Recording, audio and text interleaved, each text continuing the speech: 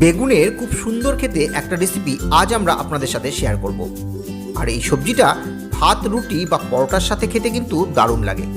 নমস্কার, কেমন আছেন সবাই? বাঙালি স্পাইসি কিচেন চ্যানেলের নতুন একটি রেসিপিতে আপনাদের স্বাগত।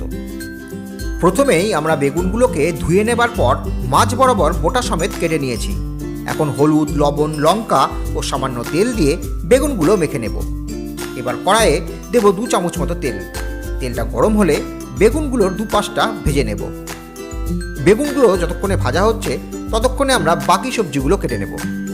5টা মতো মিডিয়াম সাইজের পেঁয়াজ একদম ছোট করে কেটে নেব। তার সাথে আদা ও রসুনের পেস্ট বানানোর জন্য মিক্সার গ্রাইন্ডারে নেব 6 থেকে 7 কোয়া রসুন আর 1 খণ্ড আদা দিয়ে আদা রসুনের একটা পেস্ট বানিয়ে নেব। এর সাথেই একটা টমেটোকে মিক্সার গ্রাইন্ডারে দিয়ে টমেটোর একটা পেস্ট বানিয়ে নেব। তো বেগুনগুলো ভাজা হয়ে গেছে। এবার কড়াইয়ে দেব 4 চামচ মতো তেল। তেলটা গরম হলে কেটে রাখা পেঁয়াজগুলোকে ভেজে নেব।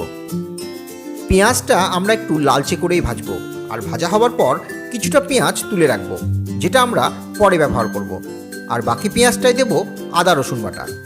আদা ও রসুনের পেস্টটা আমরা ততক্ষণ ভাজবো যতক্ষণ না কাঁচা গন্ধটা একদম চলে যায়। আদা ও রসুনের কাঁচা গন্ধটা চলে যাওয়ার পর দেব টমেটো পেস্টটা, আর আরও 1.5 থেকে 2 মিনিট ভালো করে ভেজে নেব, যাতে টমেটোর কাঁচা গন্ধটা একদমই চলে যায়। টমেটোটা ভাজা হলে রঙের জন্য দেব 1/2 চামচ মতো হলুদ, 1/2 চামচ জিরে গুঁড়ো, 1 চামচ ধনে গুঁড়ো, 1/2 চামচ লাল লঙ্কার গুঁড়ো, আর রঙের জন্য দেব 1 চামচ মতো কাশ্মীরি লাল লঙ্কার গুঁড়ো। এবার সব মশলাগুলো ভালো করে কষিয়ে নিতে হবে। প্রয়োজনে সামান্য জল দিয়ে মশলাটা কষাবেন, তাতে মশলাটা পুড়ে যাবে না। মশলাটা ভালো করে কষে গেলে দিয়ে দেব 5 থেকে 6টা কাঁচা লঙ্কা, আর এর সাথেই দেব 2 চামচ মতো টক দই। টক দই দেবার পর আরও 1.5 থেকে 2 মিনিট মশলাটা ভালো করে কষিয়ে নিতে হবে। আমরা কিন্তু এখনো লবণ দিইনি, তাই এই সময় দিয়ে দেব স্বাদ মতো লবণ, আর এর সাথেই দেব 1/2 চামচ মতো চিনি। চিনি দিলে লবণ আর মিষ্টির ব্যালেন্সটা একদম ঠিকঠাক থাকে। যখন দেখবেন মশলা থেকে তেল বেরিয়ে আসছে তখন দিয়ে দিতে হবে প্রয়োজন মতো জল। ঝোলটা ফুটে উঠলে ভেজে রাখা বেগুনগুলো দিয়ে কড়াইয়ের ঢাকনাটা 2 থেকে 3 মিনিটের জন্য বন্ধ করে দেব।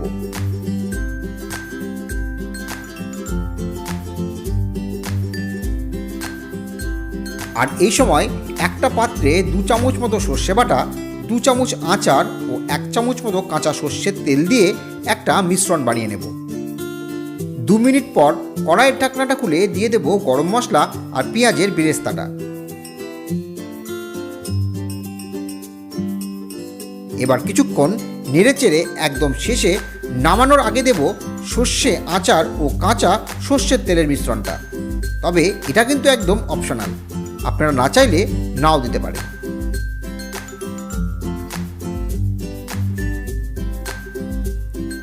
তো বেগুনের সবজিটা কিন্তু আমাদের একদম রেডি। খুব অল্প খরচে ও কম সময়ে এই রেসিপিটা একবার বাড়িতে বানিয়ে দেখবেন, নিশ্চয়ই ভালো লাগবে। আর লাঞ্চে ভাতের সাথে বা ডিনারে ভাত, রুটি বা পরোটার সাথে এই সবজিটা খেতে কিন্তু দারুণ লাগে।